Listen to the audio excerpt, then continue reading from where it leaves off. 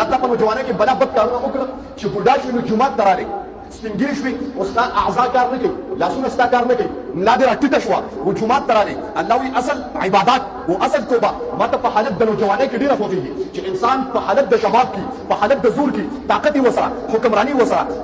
بویه شهوت یې ورسره او په دغه ټایم کې دې ځان بند کړي دا ما ته ډېر خوښېږي په دغه ټایم کې دې توبه وباسي دا توبه ما ته ډېره قبلېږي ما ته د ټولو نه عظیم عبادت دا د نوجوانۍ عبادت دی ما ته عظیم ریاضت د نوجوانۍ ریاضت دی داسې نه موږ وایو که نه هلکه چې بوډا شي خوله کړ شوه بیا توبه داسې کړې توبه هله د شرابو چې شراب درته پراته زه نن توبه هله د ګناه نه چې ګناه دې مخې ته پرته ستا پې باندې استطاعت دی ستا پې باندې طاقت دی زنا دې مخې ته ده ستا پې باندې استطاعت دی ستا پې باندې طاقت دی په غلا باندې دې وس دی چې ته مالک د یو مال دغه کړې نوکر کړې تا ته وایي د دې پیسو حساب کتاب کوه ماله پیسې راکوه او ستا په دغه پیسو باندې وس دې پې بر دی تا ته پته ده چې زما مالک ته پته نه لګېږي که زه جیب کې واچوم پته نه لګېږي تا نه تپوس کوم ستا چې کوم مالک دی ورته پته نه لګېږي لیکن ستا د دې مالک او ستا چې کوم مالک دی هغه ته خو پته لګېږي ته چې غلا کوې تا ته ستا مالک ته پته نه لګېږي لیکن ستا چې د کوم مالک دی هغه ته پته لګېږي ته چې زنا کوې دغه غیر محرم اولیاء ته پته نه لګېږي د دې مسایلو ته پته نه لګېږي لیکن الله ته پته لګېږي زما محترم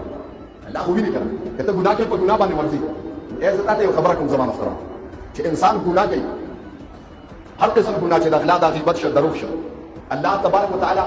ګوري انسان ته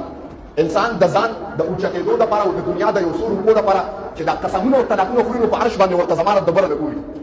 چې بنده ما خو ستا د رزق وعده کړې ده د رزق وعده خو ما ستا هله کړې ده چې کله ته د مور ګېډې ته ملا نه وې راغلې د مور ګېډه کې لا نه وې د پلار د ملا ته هم نه وې راغلې د پلار په نطفه کې هم ته نه وې د مور ګېډې ته هم نه وې راغلې ستا د گویا ستا د راتلو تصور په دنیا کې نو بیا ستا پلار مې پیدا کړ د هغه په شا کې مې ستا د وجود موافق نطفه ور واچوله هغه پلار ستا مور سره ملو شو د هغې مور ګېډې ته ته بیا راغلې د هغې د ګېډې د راتلو نه چې تا کار کسب نه شو کولی او د مور د ګېډې نه ووتې ستا لاسونو حرکت نه شو کولی ستا خولې ویل نه شو کولی ستا سترګو لیدل نه شو کولی ستا خپو ګرځېدل نه شو کولی تا کې طاقت نو د اورېدو په طاقت تا کې نو تا اورېدل نه شو کولی ستا دماغو کار نه کو لیکن د مور د ګېډې نه چې پیدا شوې قرآن کې الله وایي وهدیناه النجدین ته په ژړا شوې ما ته د اواز درکړي چې بنده ته ولې ژاړې ته دومره حیرسناک یې چې د مور د ګېډې نه پیدا شوې دا غیر ستا ډون کړ ته په ژړا شوې ما قرآن نازل کړ په قرآن کې ما تذکره وکړه چې وهدیناه النجدین چې ته کسب نه شي کولی ما ستا دپاره د رزق د مور د پیانو نه بدای ګناه کړي زما محترم